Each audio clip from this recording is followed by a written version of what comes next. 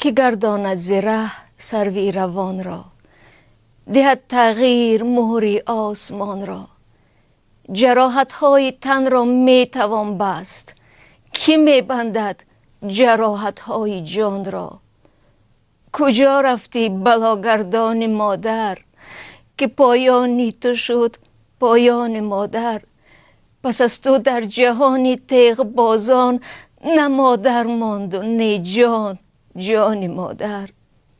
غمم نشد که قابل جان من رفت، همایون روی گلگردان من رفت. ز دستی دوزخیان ملک کوش، پراور طایر رضوان من رفت. خدایا غنچه احمر شهید است، کتاب و خامه و دفتر شهید است. امیدی مرده و خورشید مرده، دل مادر شهید است. به این تاجیک کشی پایان کی آید، به این کافر کده ایمان کی آید. همه ناآدمی از بی خدایی است، به این دیر کهن انسان کی آید. بدی آمد ز نیکی جان ستان شد، کجی بر راستکاری خصم جان شد. چو دیدم تازه گلها غنچه مرگند، به خود گفتم که پایان جهان شد.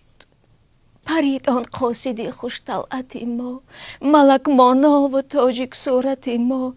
کدامین خامه اصلاح درآرد، به اوراق سیاه قسمت ما.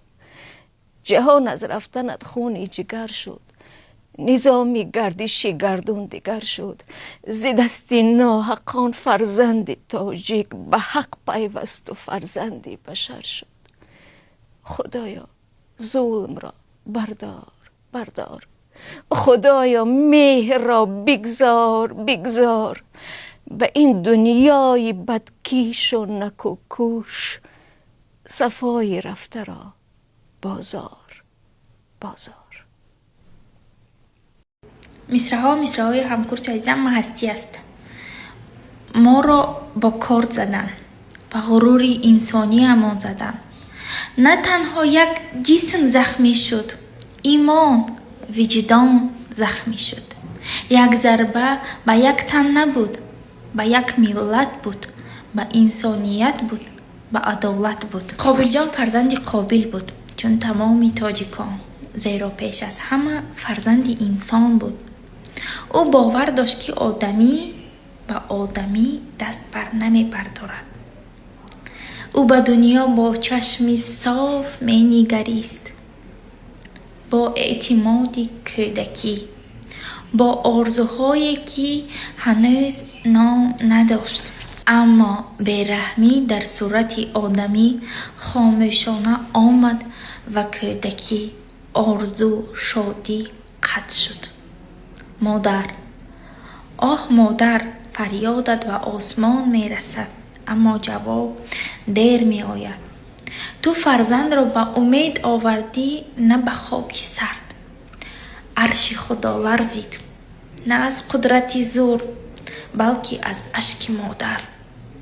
کوه پامیر لرزید، دریای زرافشان ناله کرد. وحش به خود پیچید، 40 دختران ماتم گرفت. قلعه حصار سنگ به سنگ فشرد، سردریا خورشید. نه از طوفان، از دردی که سخن نداشت. آبها به هم زدند، گویا می گفتند خاموشی هم گناه است. فرشته ها خاموش ماندند، زمین سر به زیر انداخت و آسمان شاهدی آن شد که یک کودک مسئوم بیگناه رفت. مشتها فشرده می شوند، دلها می فشارند.